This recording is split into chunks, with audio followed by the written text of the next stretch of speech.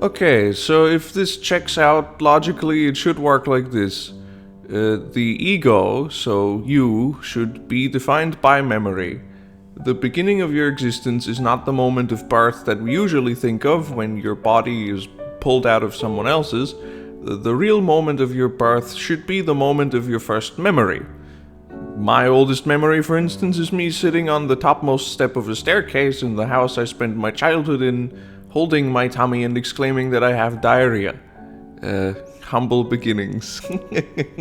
But in German, because I live in Austria, and wrong, because I said ich hab Überfall instead of ich hab Durchfall, which means I got robbery. But that's besides the point. Anyway, next we have to understand that there are three possibilities for what objective reality was like before the moment of your birth. Number one is that it all existed. Time began at some point, and then at some other point later, your consciousness popped into existence, and now you started forming memories, and there you go, you're here now.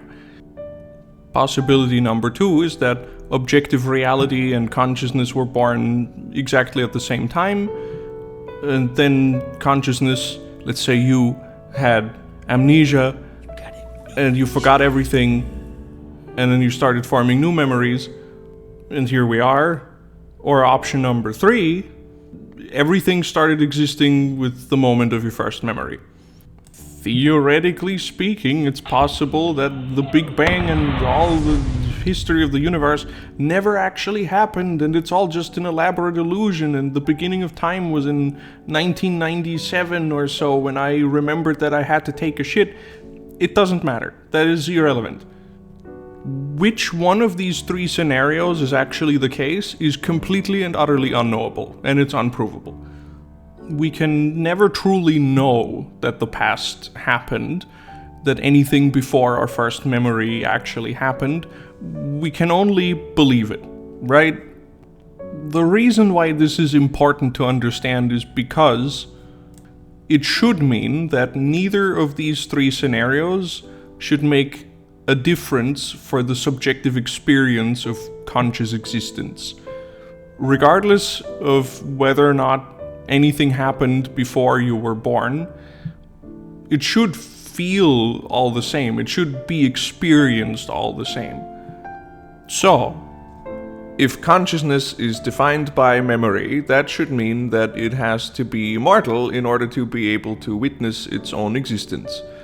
If you were not immortal, you shouldn't be able to notice that you exist at all. Why?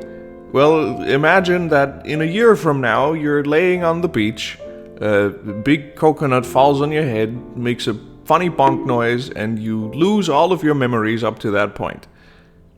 The beginning of what you can remember is the birth of you as a subject, so if you lost all your memories in a year from now and started forming new ones, that would obviously mean that the beginning of your existence would happen in a year from now.